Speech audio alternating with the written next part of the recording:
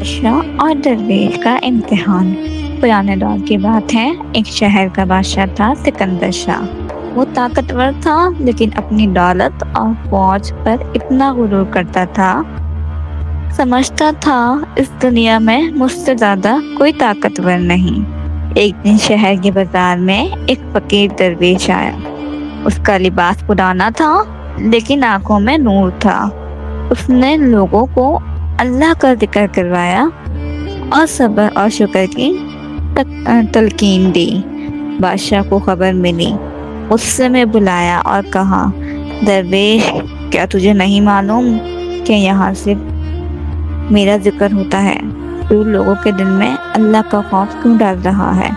درویش مسکرایا اور بولا، بادشاہ، تیرا ذکر صرف تب تک ہے جب تک تو زندہ ہے، لیکن اللہ کا ذکر ہمیشہ رہنے والا ہے۔ دولت، طاقت، فوج سب ختم ہو جائے گی مگر رب کی قدرت ہمیشہ باقی رہے گی۔ یہ بات سن کر بادشاہ کا غرور کانپ گیا۔ اس نے درویش کی آزمائش لینے کا سوچا۔ بادشاہ نے حکم دیا، اس درویش کو گرے کے اندھیروں میں قید کر دو، نہ کھانا ملے نہ پانی، دیکھتا ہوں اس کا اللہ اسے کیسے بچاتا ہے۔ سپاہیوں نے ایسے ہی کیا۔ دن گزر گئے، درویش روٹی نہیں کھاتا تھا، بس اللہ کا ذکر کرتا، تسبیح پڑھتا اور قرآن کی تلاوت میں مصروف رہتا۔ 3 دن بعد جب سپاہی قلعے میں گئے تو حیران رہ گئے۔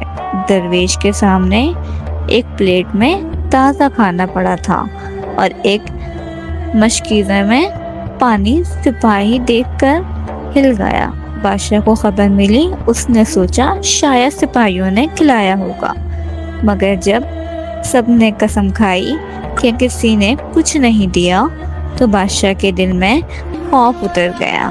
وہ خود قلعے میں آیا اور دیکھا درویش نور میں بیٹھا اللہ کا ذکر کر رہا ہے اور اس کے چہرے پر سکون تھا۔ بادشاہ نے پوچھا، یہ سب کیسے ہوا؟ درویش نے مسکرا کر جواب دیا، بادشاہ، جب بندہ اللہ پر یقین رکھتا ہے تو رزق آسمان سے اترتا ہے۔ تو سمجھتا تھا کہ تو مجھے قید کر لے گا، لیکن اصل میں تو اپنا غرور کو قید کر بیٹھا ہے۔ بادشاہ کے دل میں روشنی اتر گئی۔ اس نے زنجیر خود کھول دی اور رو کر کہا، درویش، آج مجھے سمجھ آیا ہے، رب سے بڑا کوئی نہیں، میں اپنے غرور سے توبہ کرتا ہوں۔ اس دن سے بادشاہ انصاف پسند بن گیا۔ لوگ دعا کرتے کہ یا اللہ ہمیشہ ہمیں غرور سے بچانا اور اپنی قدرت پہ یقین رکھنے کی توفیق دینا۔ دولت اور طاقت ختم ہو جاتی ہے لیکن اللہ کی قدرت ہمیشہ رہتی ہے۔ جو اللہ پر یقین رکھتا ہے وہ کبھی اکیلا نہیں ہوتا۔ غرور انسان کا سب سے بڑا دشمن ہے۔